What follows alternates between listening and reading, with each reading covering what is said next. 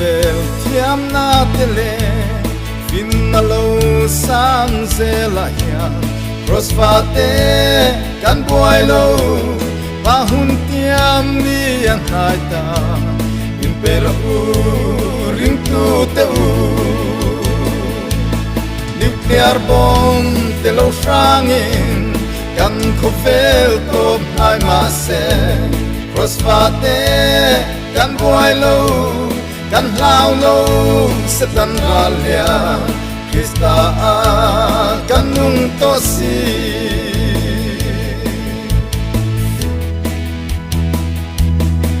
Paso nei te shilo kun lo ten dik me kaya cross vate kan boy lo chatuan lo ram manata ring tu te kan zalen naram nuclear bomb te lo frangin kan khovel top hai ma se cross vate kan boy lo kan lao lo se tan ralia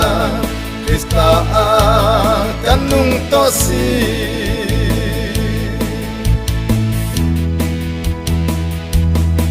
do pui Armageddon sakol pa po lo lang se cross vate kan boy lo eten tar no amalange ring tu te lo min sai ro nuclear bomb te lo frangin kan khovel top hai ma se cross vate kan boy lo kan lao lo se tan ralia Krista kan nung to si